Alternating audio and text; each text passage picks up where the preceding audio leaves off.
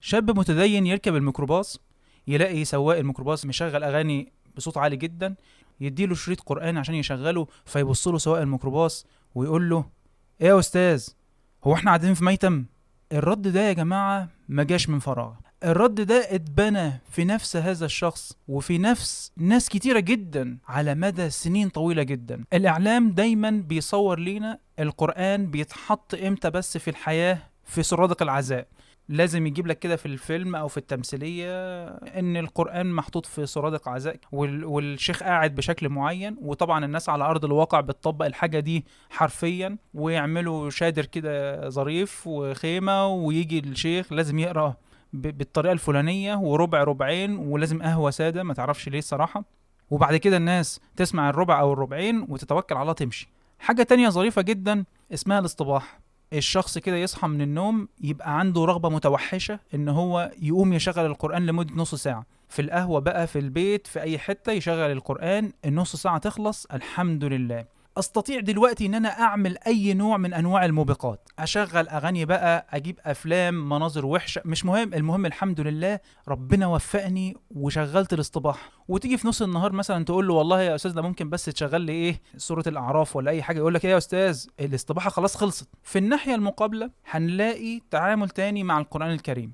ناس حابه تتدين وتلتزم، فيقرروا ان هم يبداوا الطريق، فيلاقوا كل الناس بتكلمهم: أيوة توكل على الله، عليك وعلى حفظ القرآن، هو ده السبيل والطريق الوحيد والأوحد في القرب من ربنا سبحانه وتعالى.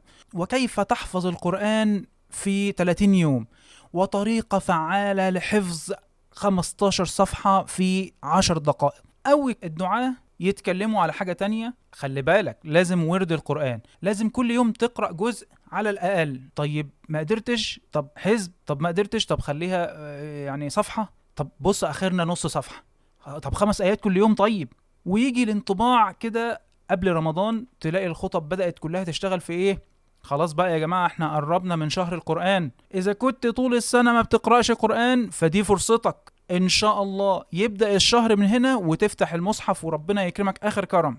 وتلاقي كده في يوم 28 رمضان او 29 رمضان خطبه جاهزه كده. الخطبه دي ايه؟ ماذا بعد رمضان. ويطلع فيها بقى الخطيب يحلف الناس: بالله عليكم إذا كنتم مسكتوا المصحف في رمضان بالله عليكم ما انتوا سايبينه. بنلاقي في بلاد المسلمين مكاتب تحفيظ القرآن منتشرة جدا، ونفاجأ ان في بلاد حتى بتحارب الإسلام وعندها برضو مكاتب القرآن منتشرة جدا.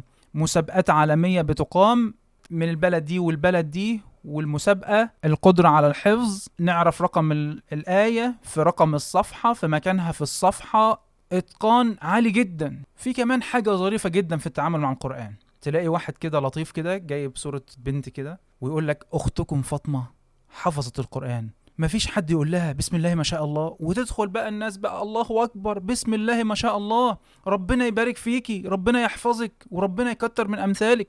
او يطلع واحد كده وبكل خشوع جايب نفسه كده في صورة كده يعني فيها إيمانيات كده، ويقول لك: الحمد لله الله عز وجل أتم علي نعمة حفظ القرآن الكريم.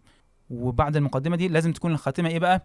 والله يرزقني الإخلاص. يعني يا صلاة النبي، يعني في البداية أنت بتقول للناس كلها، بتعلن للعالم كله عن عبادة أنت عملتها، وبعد كده الله يرزقني الإخلاص. بعد كل النماذج دي يا جماعة، الاستباحة والقرآن بيشتغل في المياتم، أو الناحية المقابلة اهتمام ضخم جدا بقراءة القرآن واهتمام ضخم جدا بحفظ القرآن، لازم نسأل نفسنا سؤال مهم جدا: هو فين القرآن في كل اللي احنا سمعناه ده؟ يعني ايه هو فين القرآن؟ ايوه، فين القرآن في كل اللي احنا شفناه وسمعناه من القصص دي كلها؟ ما احنا بنقول لك اهو قراءة وثواب والحرف ب10 حسنات، مسابقات عالمية وحفظ القرآن. لا يا جماعة، ما هو مش ده هو الهدف من القرآن. نقدر ان احنا نسأل نفسنا ايه الاهداف اللي انزل عشانها القرآن، ولما نشوف ليه انزل الله عز وجل القرآن الكريم نقدر نحدد ايه النماذج في اللي احنا شفناهم دول، ايه النماذج الصحيحة وايه النماذج الخاطئة. أفلا